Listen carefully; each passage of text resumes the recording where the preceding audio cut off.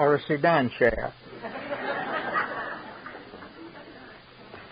Well, we have a very interesting subject this morning, which gives considerable insight into the systems of philosophy that have developed over the last 2,000 or 3,000 years.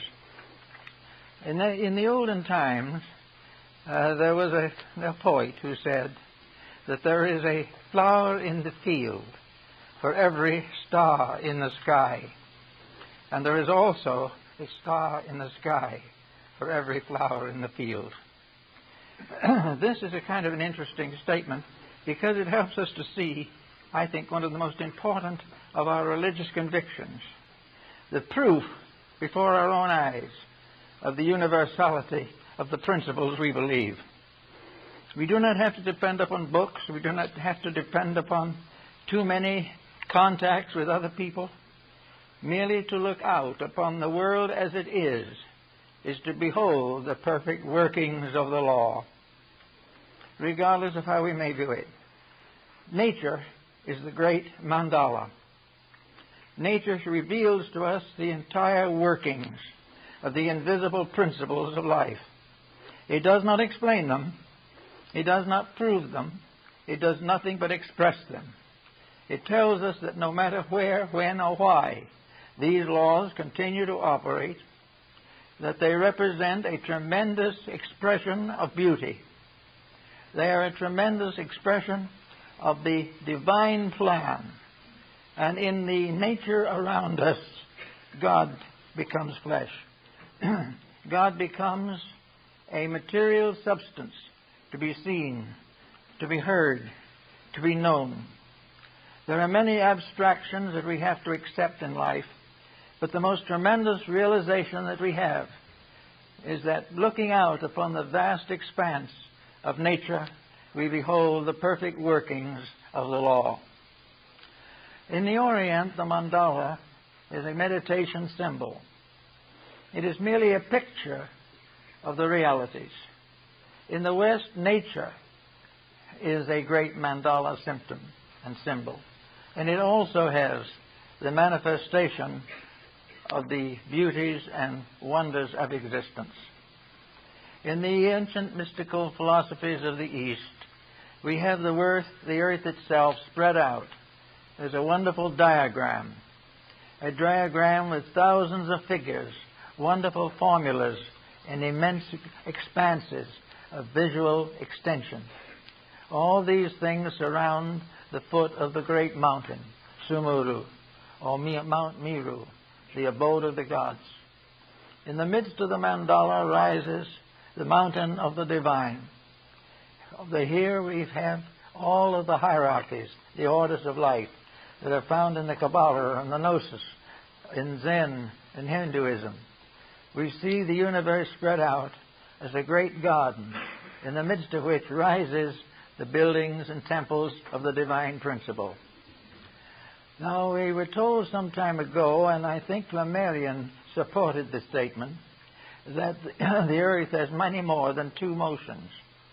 We have thought mostly of the revolution and rotation, but there is also a motion called the oscillation of the pole. This particular motion carries with it a certain change in the north polar axis, and so that the North Pole does not continuously point to the North Star.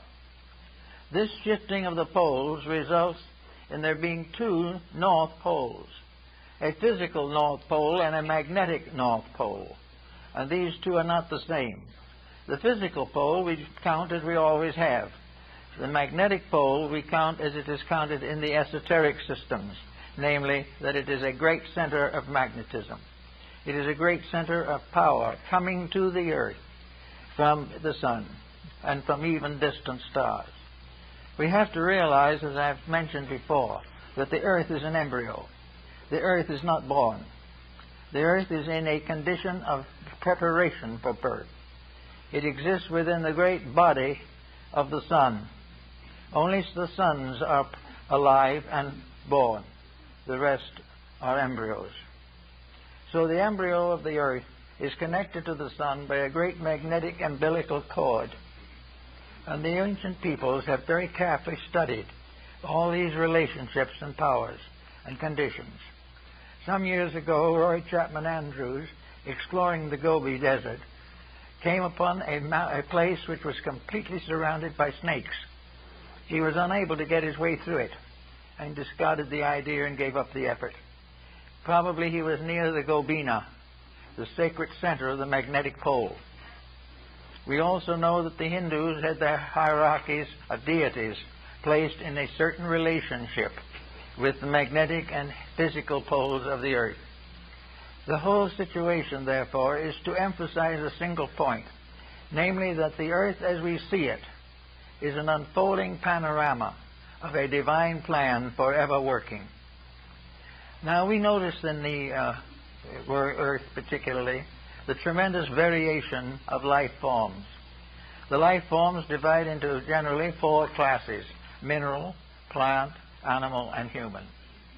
These are dwelling together in a similar and practically identical atmosphere, except for certain modifications that man himself causes. We realize also that these conditions, or these life waves, are here to grow and unfold their natural potential. Each of these kingdoms, therefore, is growing in the same atmosphere, part of the same picture. And each of the kingdoms has a smaller mandala that fits into the larger one. And each of the kingdoms has its subdivisions, and so on and so on. But as the earth itself is an unborn embryo, so these other kingdoms are also unborn embryos of their own orders of life. There is a continuous unfolding of life wherever we turn and wherever we seek to understand. Now we come to the mineral kingdom, which is the beginning of our environment. We notice there is tremendous emphasis upon color. There is also a transformation, an evolution from a very coarse, rough type of mineral to the finest gems and the most subtle, almost etheric types of mineral forms. Some minerals are so subtle that they are invisible. These, therefore, are the unfoldings of the mineral kingdom, with their own mandala, with their own part in the larger one, and their own place in man himself, who is a composite picture of these mandalas in the realms where he functions. After that comes the vegetable kingdom. And this is connected to the mineral by a bridge, because all these evolutionary processes take place in a harmonious sequence. The bridge in this case is mosses and lichens, half vegetable, half mineral, clinging still partly to the vegetable form, but growing out to become plants. And in the plant kingdom, we have probably one of the most beautiful diffusions that is possible for us to examine. We think of mandalas usually as pictures that are stable, that do not change quickly. And in this we have come perfectly in harmony with the vegetable kingdom, because this kingdom has all the variations of growth with very little variation of motion. The patterns last, continue, and repeat themselves for thousands of years. But each of the patterns is itself beautiful. If we go out and look at a field in the late afternoon, we see many different colors, shadows, lines, and we wonder at the symmetries and the harmonies of it all. The same is true if we go in the early morning. Wherever we look at this grand mandala of nature, we see something of importance. So we begin to wonder why people haven't noticed this more. We are forever looking for answers to things, but in these other kingdoms, many of these things are answered, but we haven't understood enough to look to see what was happening. And in the plant kingdom, we have the most perfect opportunity to study, because this kingdom is a kind of fixed thing. It will remain as long as we protect it. And the various misfortunes of the plant kingdom we are tracing directly to our own interferences. In all of the mandalas of the 4 worlds that we hear of in the Hindu, there is not one in which there is any natural or inevitable inconsistency. Everything is harmonious. Everything works with everything else. but there are various interchanges and some minor variations and various periods of time which cause variations to the grand patterns. But all the variations are equally as beautiful. Look out into a beautiful meadow of flowers, and you see truly a work of transcendent spiritual integrity. We find that no two plants will in any way disagree with each other in color or in their forms or places. Each thing is harmonious in itself, and the vast orchestra of color of the plant kingdom is utterly harmonic. We therefore look out upon a picture that knows no war. But we say the plants do attack each other. They do afflict each other. Well, is that really true? Or is it mostly the fact that we have disturbed this balance and by various misuses of nature have thrown these harmonies out of pattern so that there no longer is a proper harmony? Man, because of an individuality which he possesses, is able to variously modify practically all of the patterns of natural law in the physical world. But wherever he modifies them unreasonably or destructively, he merely injures himself. There is no inharmony in the actual patterns of life. But these patterns, if misused, if arranged in false patterns, if variously disobeyed, can bring down tremendous catastrophes and bring great tragedy and terror to the natural vegetation and life. It's perfectly possible for the vegetable kingdom to have a flood like that of Noah's, in which a great part of it may be wiped out. But that flood is not due definitely to the plant kingdom itself, but to the imposition of other forces from the outside. And that is why even human beings, observing mutations of their relationships, wonder whether it is the work of God or demon or accident. This is the way that the patterns work out. Now, there is a link between the plant kingdom and the animal. And this link is plants that move. The plants that, like the pitcher plant or the mousetrap or the flytrap plants, all these have motion. Also, they are beginning to develop a digestive system. So the mutation of the plant goes across gradually to the animal kingdom. The animal mandala is a very complicated one and has another vast pattern of secondary consequences. There are naturally 7 major branches of animals. Each of these is in an evolutionary stage. Each one of them is growing according to its own laws and proprieties. Each one is releasing another phase of itself. The animal releases motion, whereas the plant has released color or other properties. The plant motions are also of great interest. Now, if the plant and the animal motions nearly fascinate us. We find, for example, now the appearance of group entities. We find the appearance of guiding powers. In Buddhism, we learn that the bodhisattvas, or great enlightened ones, may take upon themselves the bodies of animals for a time in order to preach to them the blessed doctrine. This is supposed to have happened in an earlier incarnation of Gautama Buddha, that he became embodied in an animal and then sacrificed his life for another animal so that it could live. These things are part of a moral instruction which the West has very little time for. But in Eastern philosophy, even the great saint must celebrate his own sanctity by sacrificing his life and all that he is to the salvation of a part of a lesser kingdom. So this is what happened again in the Christian mystery, that the enlightened one sacrificed his life for the unenlightened. Now, in the Buddhist system, the animals are not evil. They are limited in their propensities, but they have wonderful qualities and characteristics. And of the animal kingdoms, there are many that are extremely intelligent. What the animal has is motion, which the plant doesn't have. We do not know how much of the mental factor is beginning to develop within the animal kingdom, but there is indication that there is such a development. I think I told you before the story of the German Shepherd dogs in Europe who became famous because they could talk. They talked with their paw on a board with the letters of the alphabet.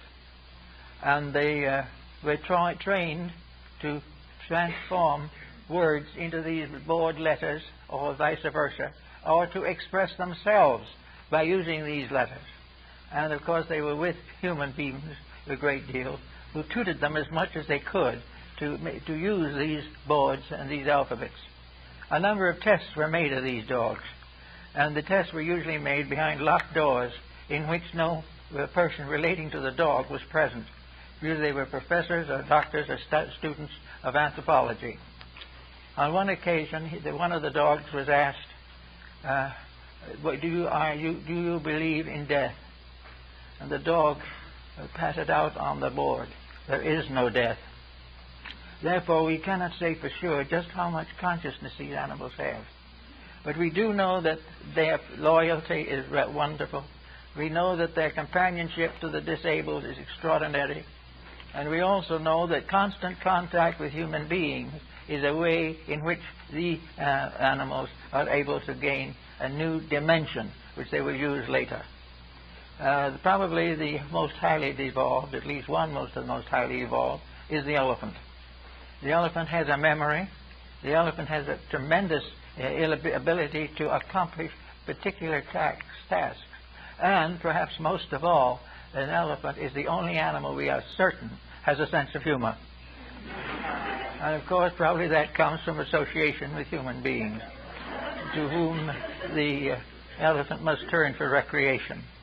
I remember this story, probably have told you, but it may be worth repeating, of this trip up to Amba, outside of Baroda, and outside of Jaipur. And on the elephant, we were being taken up to the mountain. And among those that was there was an English lady with a flowered hat. She had a white hat with a flowered bouquet on the top and a veil that tied under her chin. The elephant got a look at this, and it positively fascinated the animal. It became so important that the animal just sort of stood and shivered. And finally, when the parade started, the lady was on the back of the elephant with the others, and it started up this long hill that led to Amba. And slowly, quietly, the trunk of the elephant twisted around under the back of its neck and came up and behind and managed to get to the point where it could reach that hat. It made one dive for the hat. The hat went off the lady's head and hung in the air about 10 feet above ground while the elephant chortled with glee, and then went up the hill, leading the hat all the way to the city of Amba. Now, you can't say a thing like that doesn't prove something. It also proves other types of things. There is a more dramatic, possibly unhappy account of a boy who put a needle in a peanut and fed it to an elephant. The elephant was very badly sickened by it. He recovered, but it was very bad. And apparently, it would never forget. Several years later, that same boy went to the circus again. The elephant saw him and nearly killed him. The elephant had a memory. He was not badly damaged, but he was badly frightened. The elephant did not forget. And also, the elephant has certain moral qualities which the Hindus have made much of. One of these is frugality and the practical side of life. An elephant will seldom be out of food or a place where he can't get it. He will be seldom in trouble with anything because he is able to adjust to almost any possible circumstance. And as a result of that, Ganesha becomes the god of prosperity in India. He is looked upon with great hope, and is in the windows of nearly all important shops in India. So a little bit a figure, a picture or something of Ganesha, an elephant head with a fat little human body. If your fountain, if your business goes bad, if you come close to bankruptcy or have to give the store away, the picture or statue in the window is turned upside down. This indicates that Ganesha is no longer protecting you. So all these fables of animals and so forth tie into the human way of life. Everywhere that there has been contact, long contact between human beings and animals, there is a strong fraternity established among them. And there is a continual recognition that animals can become a great joy and a great security to people who are otherwise lonely or unable to share in the normal activities of life. So the animal kingdom is very, very much in form. The missing link between the animal and the human is no longer apparently in existence. The ape is not a side branch or a partial human being. It is a different type of evolution entirely. But anyway, the animal kingdom is best represented, and then we come finally to that remarkable, extraordinary kingdom, the fourth element, namely humanity. In this we camp again the four elements: the mineral element, the vegetable element, the animal element, and the human. And these are equivalent to earth, water, fire, and air. The four elements. Then the fifth element is the quintessence of these. It is the alchemical mystery of the adept. The fifth element, or akasha, is the symbol of the development of the inner resources by which the human being attains to a condition superior to humanity. He is called a hero by the Greeks. There's very names given to him. But he is a step above humanity when he attains to this. And when he attains to this, it means that he has made a very important step forward in the dedication of his life to the search for truth. He is the hero, the saint, the sage. A saint is really, therefore, a member of this fifth element, which is the quintessence, and is that represented in literature by a superhuman human being. This superhuman being one who has no longer the capacity to break the laws of life, but will obey all things. Now, in these balances also, we have other things. We cannot believe that any of these kingdoms under the divine plan can escape from the diligence of the divine power. Actually, every living thing, from the most humble stone to the most sacred star, is part of a great order of life, a great galaxy of powers, a great pattern of realities with which we should all be more or less concerned. For our purpose today, however, we want to deal with the psychology and mysticism of nature. Nature now we are using to symbolize the natural world with its kingdoms and its various processes. We notice that all of the relationships of life are somewhere to be found here. All of the relationships of human beings are to be found here also. Everything that relates to the evolution of our type of creation will be found in various degrees of development here in this marvelous system of natural law. We are particularly, I think, impressed by the fact that natural law is nearly always beautiful. It is supremely orderly. There is no flaw, no break, no distortions in it. It flows forever in its own nature. Now, this is the kind of world that man inherited. He inherited a garden. We are told definitely that in this garden there were trees. Well, trees are now part of the plant kingdom. But these trees are also symbols of growth and indicate a process of evolution in which all things are growing up towards the fulfillment of themselves. We also realize that this Garden of Eden, so-called, was simply a balanced or equilibrium in nature. It is that which exists before the fall, that is, before the descent into composite existence.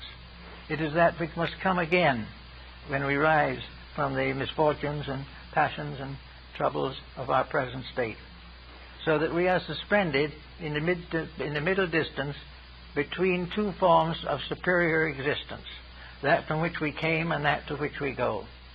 We are part of an evolving and growing problem.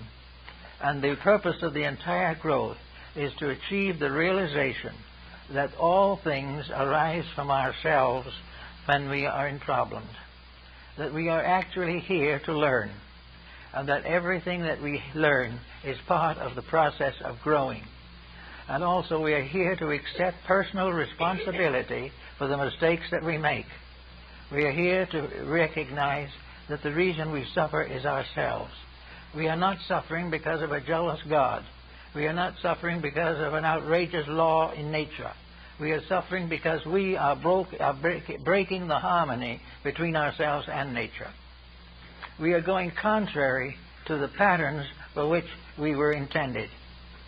Now, in nature, as the thought of God as being exemplified in nature, we therefore come to the realization that nature in its natural state is a perfect working of the law. In it, the divine is achieving its perfect ends. It is bringing things from a lesser state to a greater one. It is perfecting all things towards an infinite good, toward which all life is moving. Therefore, the various kingdoms of nature that have their different rules and laws are entitled to the proper recognition and respect. The weak is not weak in order that the strong may exploit it. The weak is weak because it has not yet gained strength, and therefore that the stronger can give it a hand. Everywhere we can help growth, and we can also hinder it. And wherever we hinder nature, we bring certain inevitable consequences down upon ourselves. Now we are perverting and misusing the four elements which constitute the physical structure of nature. We are destroying, disrupting, damaging the four elements: the mineral, the plant, the vegetable, and the animal. We have a sort of fifth position in this because we do represent the quintessence of these evolutionary steps, that is humanity. But we are very definitely injuring our environment. We are injuring it by neglecting to understand it. And in trying to understand it, we write books, and we send expeditions, we create laboratories, and we do all kinds of abstract things trying to find out about something. This is not necessary and certainly isn't advisable. Today we are probably trying to prepare to put a man on Mars. Maybe that's important because maybe there won't be much Earth left. We may have to migrate some way. Well, maybe not so well. But anyway, this is not the prime purpose. We are not here to do this type of thing. We are not here to defeat each other in military excellence. We are not here to create great wealth or leave great poverty. We are here to grow. And the great text of growth is here in our very midst. All we have to do is look out of a window into a natural scene, and we see growth. We see the laws of working together. We see how each thing is necessary to the ultimate good. And little by little we gain that all things are necessary to the proper good of man. The human being must redeem what he has destroyed. It is not that some evil power created war. Nature did not. And if nature at some time appears to have a militant tendency, it is usually to break up a crystallization of some kind, and then goes on in its own placid way. Nature destroys nothing. Nature will not accept negativity. Nature insists on bringing things to grow. Sometimes, however, things don't want to grow. And as a result of that, we have a series of conflicts. But man is the only one of these creations that can stand against the laws of nature for a time. But ultimately the laws are stronger than he is.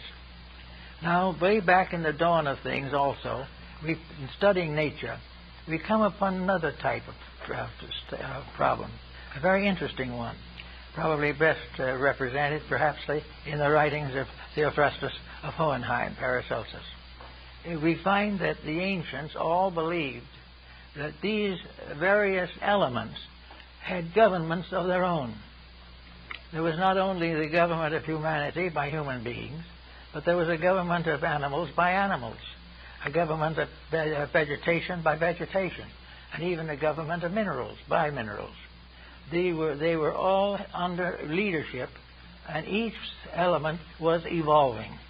Each element was reaching out towards the next higher level, or either within itself or above itself. And out of this came what the old peoples used to refer to as the nature spirits. These nature spirits were the guardians of elements, guardians of types of life.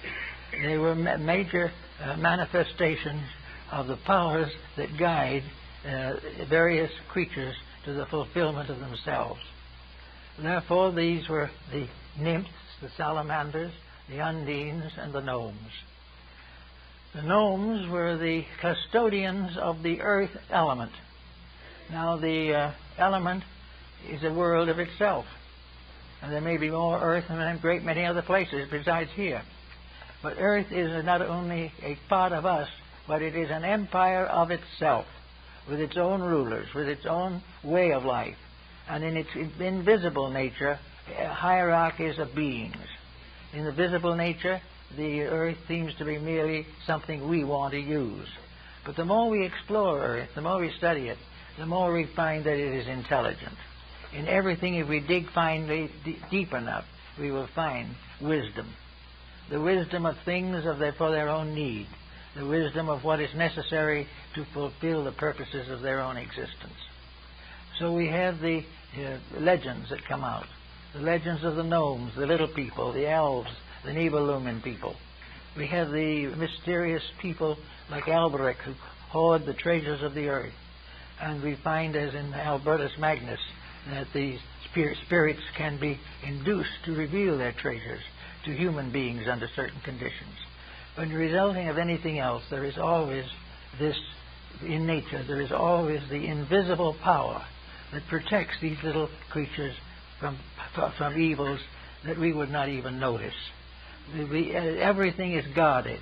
It has to disobey in order to lose guardianship. It must voluntarily break faith in order to lose the strength which has been given to it by the Creator. So we have the gnomes who are guarding the treasures of the earth and who do all kinds of nice things. One great authority on the gnomes, of course, is the Irish people. And they have known the little people for ages and believe firmly in them.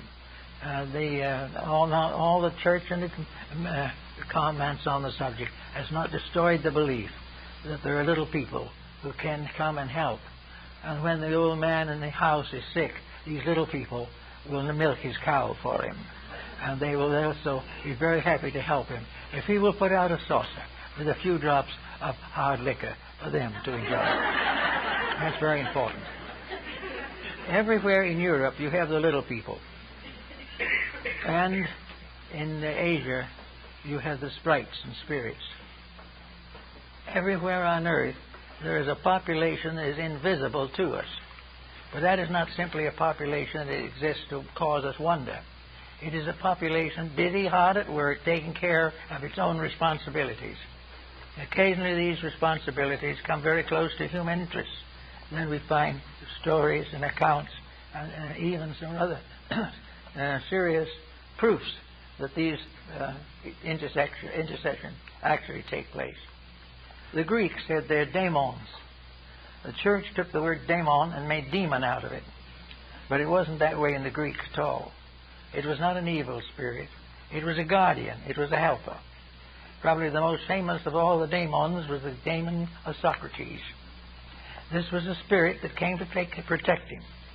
It felt that he was going to have a rough time anyway, so the gods in their wisdom appointed this spirit to take care of him. And this daemon accompanied him everywhere he went. And one day when he was going down the road, this daemon came up to him and pushed him violently off the path. And then with a chuckle, sit down beside him and watched a great herd of animals go by at top speed. If he hadn't been warned, he would have been trampled to death. Also, Socrates always liked to have little communion with this daemon. He would sit quietly under a tree somewhere, and the spirits would talk to him. They would tell him things he wants to know.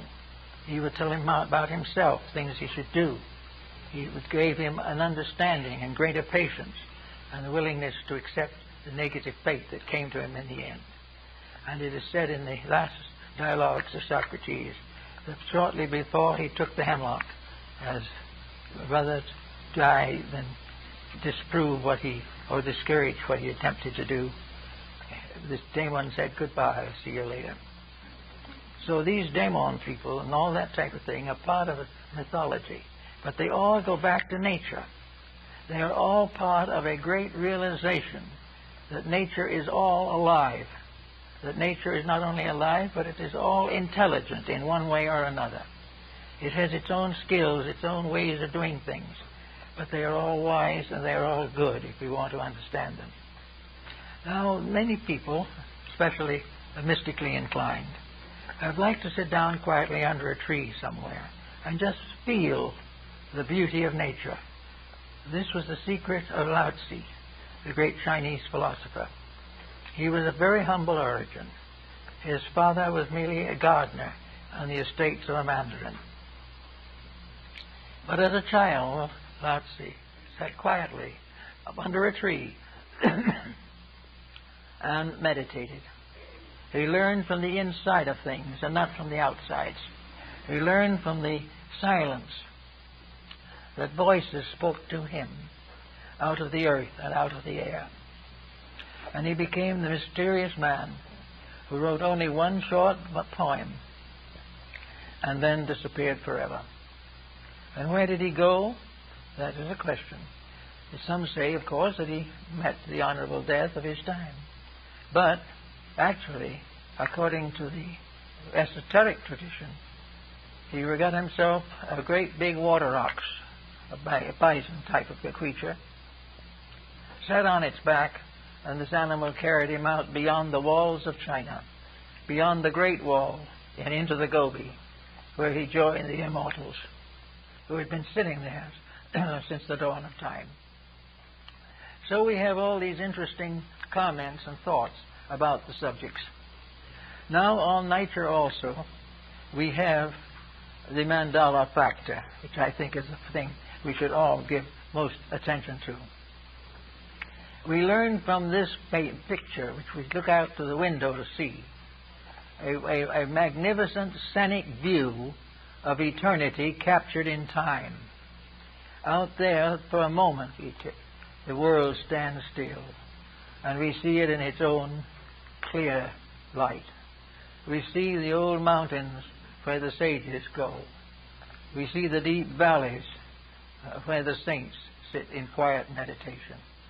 We see the great art that was going to be captured on silk, and also the great philosophy which was to be found in Mencius and Lao Tzu and Confucius. All of these things were the result of the contemplation of nature. Instead of going to books where conflict is inevitable and two authors contradict each other, you go out to the vast infinity of nature where nothing contradicts anything else. Everything, if it appears to contradict, is because of our own human ignorance. The ignorance, the contradiction is in ourselves, not in the nature around us. So we have these worlds of interlocking meditations where we can gather or by ourselves contemplate the beauties of life. Here we see the symmetry of color. We see the tremendous power of all the different shades and subshades that mark individual degrees of growth. We also, as Paracelsus pointed out, become face to face with another fact, that everything that exists in nature is good for something for man. We think of man as sort of standing in awe of everything or presiding over everything. But every one of the things we see in the earth, everything in plants, even in minerals, all these things have meaning for the human being. And probably the greatest of all of these processes was developed and brought into focus by Hippocrates of Kos, the father of medicine. They were also very clearly set forth in the labors of Dr. Nicholas Culpeper, the first great herbalist to be recorded. This herbalist was the one who realized that every plant in the earth was created to be of use to something, that it was necessary to recognize that wisdom came from nature, health came from nature, love came from nature, religion came from nature, science came from nature. From the contemplation of the inevitable harmonic patterns of the infinite, all truths are revealed. But the average person cannot reveal or understand or accept this naked truth. He cannot accept truth without all kinds of embellishments. He cannot watch the weed and grow. He cannot richen his soul with a dandelion, but he should be able to. Science has already proved to us with the microscope and the telescope the infinite variety of life. Also that the smallest and most minute things have just as much right to exist as the most noble things. We've become gradually aware of a universe in which there is nothing but life, and death is nothing but the ashes of outgrown life. There is no way in which we can avoid the realization that these mandalas of nature are the secret of health. We find everywhere the contemplation of things as they really are is becoming difficult. We now see so little of nature, and by degrees we are killing what there is of it. We are destroying the greatest source of instruction that can ever come to the human being. We are destroying the proof of peace. We are destroying the reality of fraternity. And we are gradually causing the brotherhood of man to come into a fatal antagonism. We are not permitting the very great message of nature to come through. That nature left to its own devices will go on forever. Nature with a little help from man will be exterminated. Everywhere, the disobeying of natural law is the beginning of the end of security and peace. We now see around us a great deal of trouble, more of it than we like to face. We see the 5, 6, or 7 great problems or issues that we must all face in order to survive. And we go to the school book to try and find an answer, and it isn't there. We go to the laboratory, but they are too busy working on nuclear weaponry. We look around among the clergy, and it's strange to see how little we find the essential solution. We go into these new groups of people that are coming along, and they're doing some fine work, but somehow they don't touch the fact that it's not necessary or to simply say that we want to grow. We have to grow by proving it through action. We cannot have peace of soul by meditation unless we overcome the inharmonies in ourselves by spiritual growth and maturity. All these things have their meaning. We can outgrow our troubles, but we can never walk out of them. So they will dog us as the hounds of hell. So we find everywhere the great text of what we need. Not always something great and tremendous, but some little things that help. And we learn from nature that we must try to discover in everything we do what the law wants, what is proper to the development and providing of progress for all creatures. What the law doesn't want, it destroys. We don't say it doesn't really destroy it by an act of destruction. A flash of lightning doesn't come down and destroy something. But nature allows to perish that which does not serve its purposes. When we disobey, we cut off the basic energy of things so that we no longer have a vitalization. The things become passive and negligible and gradually fade out. So looking out upon the great mandala, we realize that the easiest thing in the world is for nations and peoples to dwell together in peace. Out in the field we have all kinds. We have forest life, we have animal life, we have everything. and for thousands, perhaps millions of years, these things have existed in balanced ratio to each other. They have survived side by side, limited by certain laws to prevent unbalance, developing certain traits to grow. There has been no bitter war of elements except by man. All the rest has been a growth. There's been struggle. Things haven't always been right. Animals and birds and fishes have made mistakes. But all in all of these imbalances are solved by nature itself. And the problems of things go on. Nature guards and protects generation and regeneration. It develops the father to nurse the sick and the weak.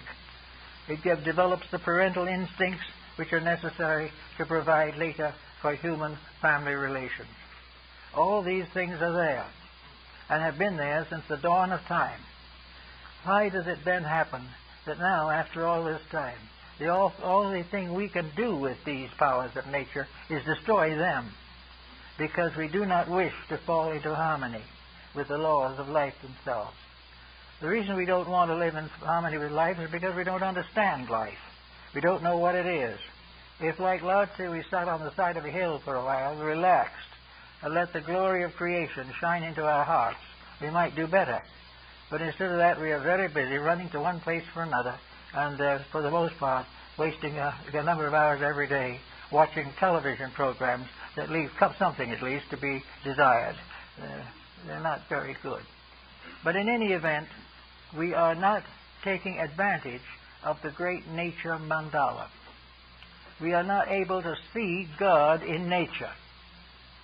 We see God as something sitting up in a throne, aloof, like some high-bred politician. We think of God as a despot, a benevolent despot, perhaps. But this God has people he likes and he doesn't like. He has beliefs he believes in himself and others he'll never believe in. We are never able to quite make out of this mysterious power the kind of parent we would all like to have. Something has happened and cruelty has come in, apparently. We don't realize that cruelty in this case was merely a correction that was very necessary. But if anything goes different to our wishes, it is cruel. If anything frustrates our ambitions, it is cruel. If anything shortens our lives from our own bad habits, that is cruelty. And we begin to recognize nature only as a frustration, as something that is eternally trying to prevent us from doing what we want to do. So to meet this emergency, science came into existence. Science took the attitude that there must be some way to get over the problem of nature always interfering with the will of man. It was easy enough because science wasn't much troubled by theology anyway. So he didn't have to work that phase of the matter to any degree. So what science did very definitely was to try to find means of evading or avoiding the consequences of conduct. Science wanted to build a wall around the individual so that he could live within a more limited area, but exactly according to his own pleasures. He could get rid of the world by simply retiring from it. But he couldn't get any further than nature because there was no else place for him to retire to. So here we have now, after nearly 50 years of rapid scientific progress and a couple of wars and the panics and epidemics, all these things, we are faced with the fact that things don't seem to be right. There are problems we're not able to handle. So science is now quietly dropping back a little. Science is now emphasizing only certain phases of its beliefs, and the average scientist is beginning to think in theological terms, and also in these worlds of political chicanery. More and more people in more and more nations are beginning to realize that the divine government is the only one that will ever last, that all the others are very temporary. And where the individual breaks the rules of the fatherhood of God and the brotherhood of man, he's in trouble. So that suddenly we come face to face with the fact that the Ten Commandments and the Sermon on the Mount are rather important. Now, the Ten Commandments are very important because every one of them is based upon circumstances you can see in the mandala of the natural law. Every problem that comes up is handled in a way that reveals its cause and consequence. The only way you can avoid these recognitions is to ignore the patterns from which they are developed. And these laws or these patterns are absolutely necessary.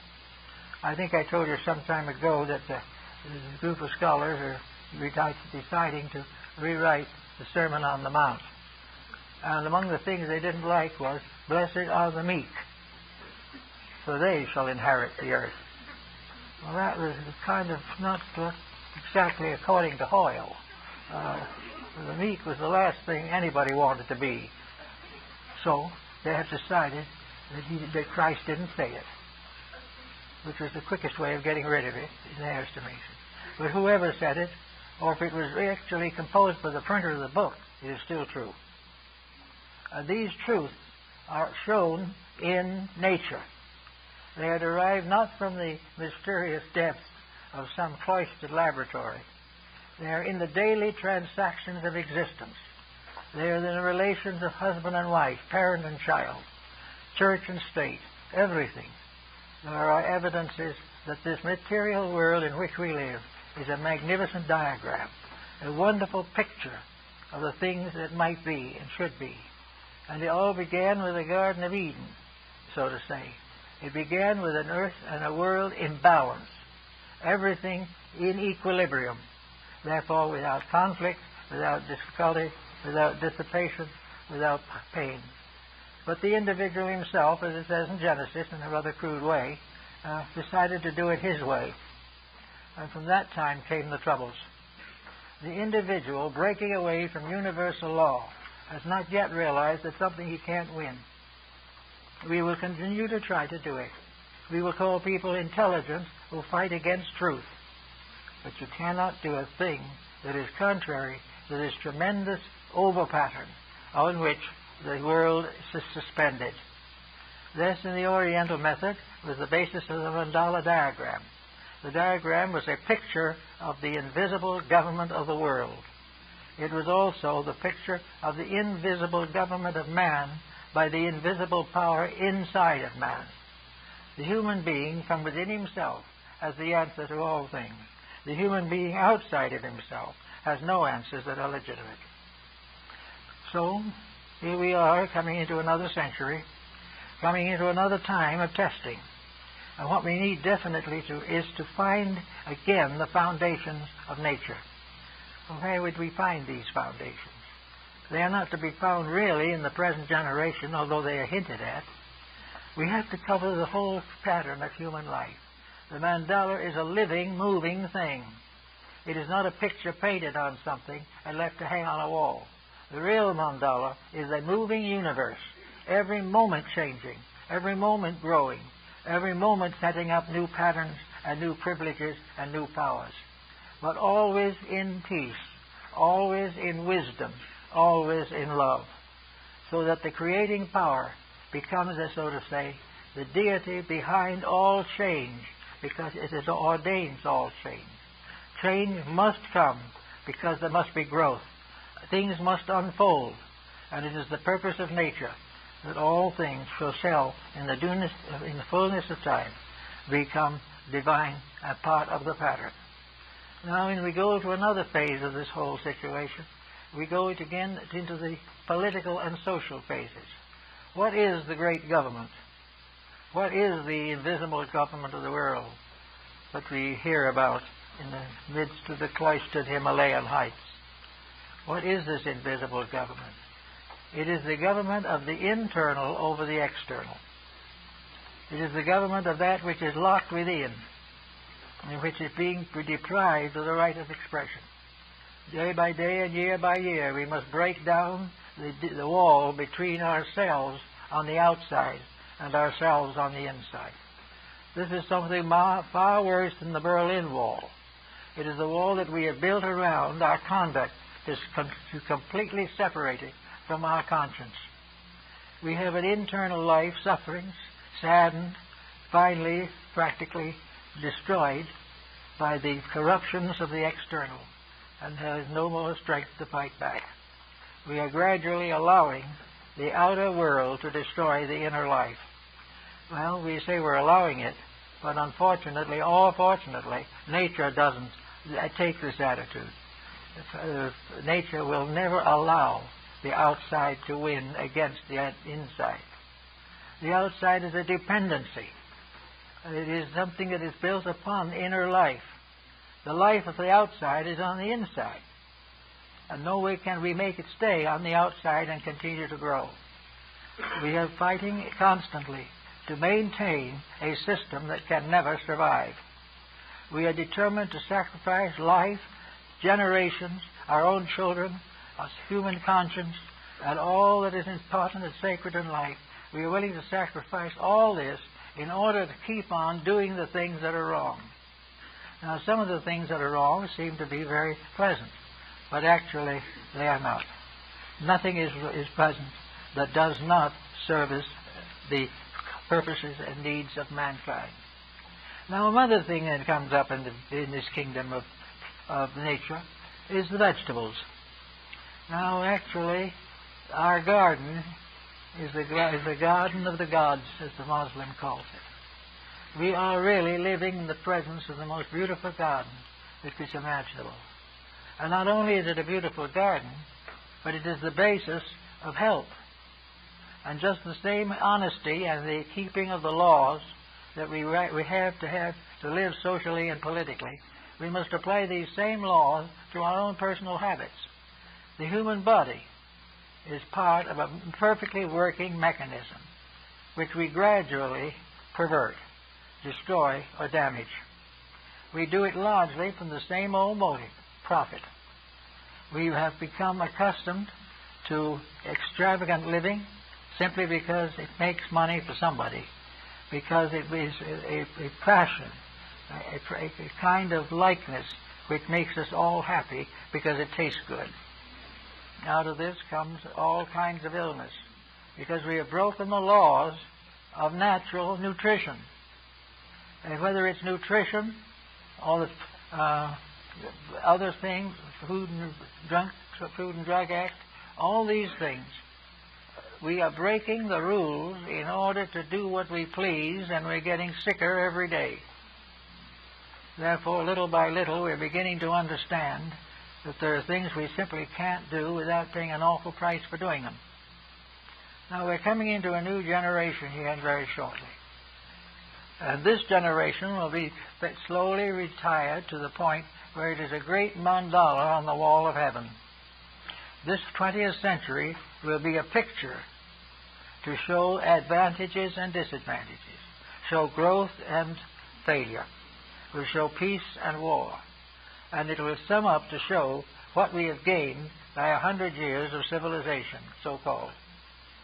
We will also begin to understand what is the matter with our schools, what is the matter with our personal lives, why we are not doing better with our children, why we are overwhelmed with narcotics.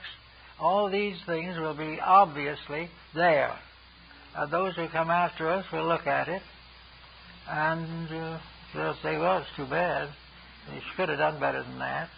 In the meantime, if we're not careful, they will be doing something just as bad. We will do everything poorly as long as selfishness and gain and greed are the primary factors in life. And how are we going to get rid of them? Well, there have been some who have done it. Santa Teresa has done it. And several of the great saints of the early church. St. Francis de Assisi has done it. There were also in the other parts of the world sages, teachers, and wise people who have made that adjustment. The Greeks made it. Probably the greatest of them all was Pythagoras. He paid with his life. Plato, he made it. And we have given him some credit, but we suffer from a bad translation of him by Dr. Jowett. We also have found other great people. We know the world teachers made it, but we do not want to make it their way. We do not want to make it by growing. We want to make it by keeping quiet and letting heaven bestow the benefits. Heaven doesn't work that way. We are beginning to realize it is a mistake to spoil children. Heaven found that out 1,000,000 years ago. It is a mistake to spoil people of the 20th century. All these things are part of a great religious mystery. The great paintings of law are not on the walls of Karnak, but on the walls of heaven. Everything around us teaches us to honor God, teaches us to find God in all things, and to find this God as a principle of integrity in all relationships of life. We are given the privilege of growing, and as we grow, to overcome the mistakes which have made past experience more difficult or uncomfortable. We are perfectly privileged to grow whenever we want to, but there is no one that is going to thrust growth upon us. If we prefer to remain as we are and fight with our relatives for the rest of our lives, we have the privilege of doing so. But somewhere in the great out there, these things come to pattern. Nature points out clearly that the end of its processes of growth is not annihilation. Nature does not build things age after age, century after century, in order to destroy it. Growth is not intended to end in dissolution. Growth is said to end in completion, in perfection, in attainment. Therefore, there can be no concept of completion apart from the correction of the mistakes with which we are burdened. We have carried some of these mistakes to the beginning of history. Others we have changed. We have a school system that could put these mistakes and how we made them in perfect sequence. We could take a school system and work out a study and the relationship of action and reaction that would be astonishing. We could prove conclusively that every misfortune of man has arisen directly from a dishonest effort on the part of the human being to cheat nature or his fellow man. These things are part of rules that we cannot break and cannot destroy. They're all the part of the law. But above it all is this beautiful, beautiful thought. The fact that we find God in the peace of the garden. It is said that God walked first in the garden. And then while it was a garden, He came every day in the cool of the evening. It is also true that the God in us can walk in the garden. It is perfectly true that if we will get some of the weeds out of it, there will be room for us to walk in the garden, instead of falling over the dead shrubbery and the burrs and difficulties. We need to know that there is the nearest communion with God will not be in a building made by men, but be in the great house made by deity itself. The universe is the great house. The universe is the place where we find deity in the innermost and the outermost, and find reality as the simple system of simply being kind. We find all these very common virtues. Why not teach these to children? Why not put out a textbook for school children, emphasizing and proving conclusively, scientifically, that selfishness can never win, that dishonesty can never pay, that weakness can never end in growth, and compromise can never end in happiness. If we put all these factors together and work with them, we can make a very sizable proof, not only of the importance of nature to us and to the ages that come after us, but also the spiritual communion which we achieve through contact with deity in the actual workings of the universal plan. We must do some of these things, or else we will find ourselves deprived of so many privileges that life will hardly be worth living. There are many complaints now about the unhappiness of things.